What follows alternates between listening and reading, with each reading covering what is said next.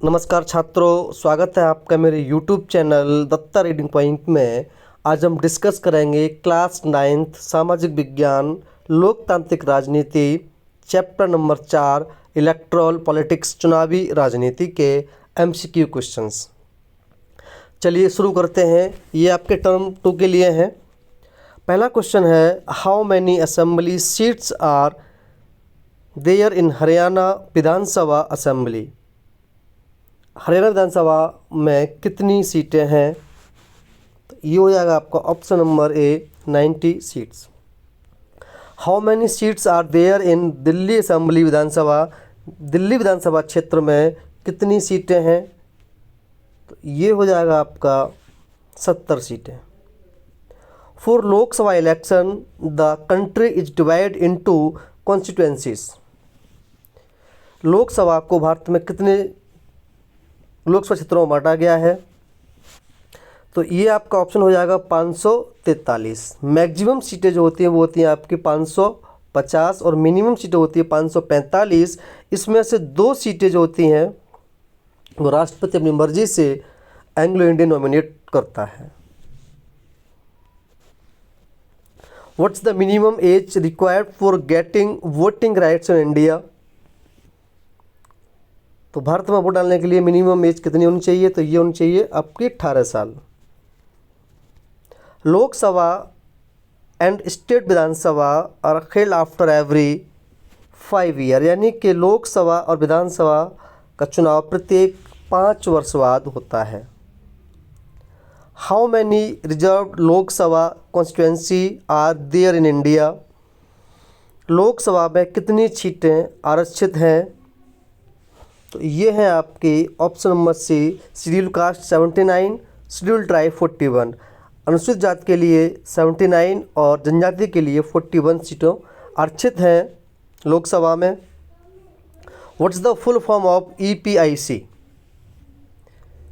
EPIC program क्या है?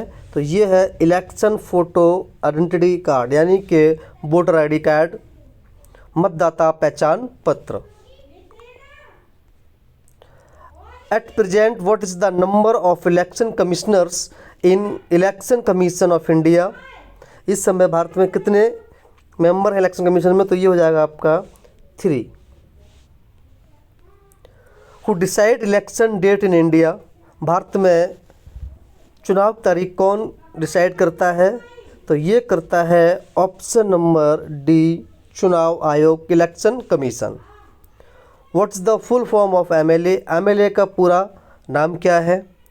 तो यहाँ आ जाएगा आपका option number B, member of legislative assembly, MLA, जिसको हम विधायक के नाम से जानते हैं। Lok Sabha has always had.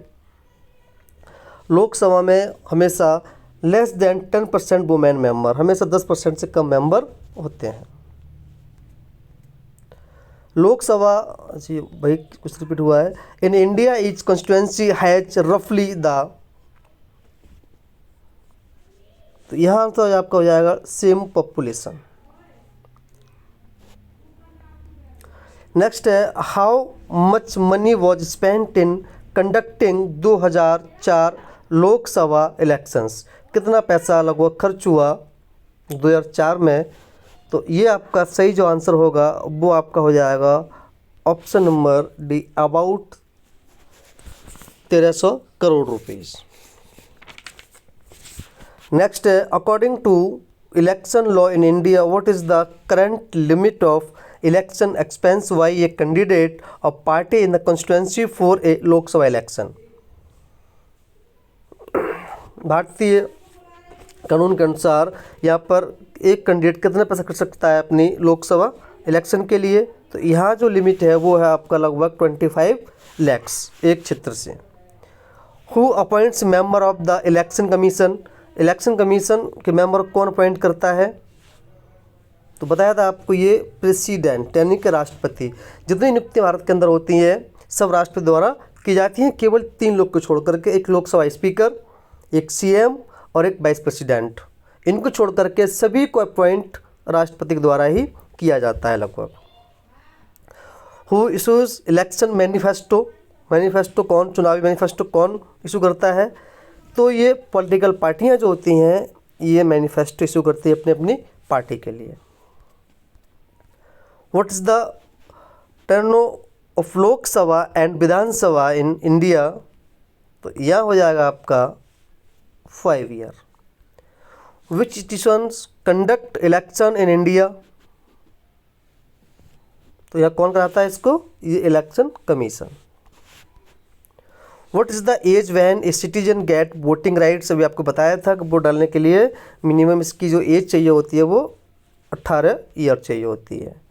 The procedure of impeaching chief election commissioners? आपका जहाँ सही आंसर होगा वो आएगा the resolution should be passed by 2/3 majority of the member parliament.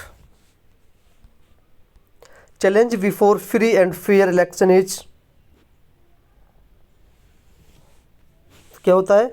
Casteism और कम्युनलिज्म, ये इसके लिए बहुत बड़ा चुनौती होता है। What is the meaning of criminalisation of politics? तो ये हो जाएगा people with criminal background and tendency and the entering politics. Importance of election symbols is? तो यहाँ जो होगा ऑप्शन नंबर सी बोथ हो जाएगा, दोनों। Elect voters can identify party and candidate through these symbols and in constituency is there are more than one candidate with same name the symbol can be use to different test. तो ये थे आपके कुछ most important प्रश्न जो आपको अच्छे लगे होंगे, और आपको अच्छे लगे तो अपने दोस्तों में शेयर करें। धन्यवाद।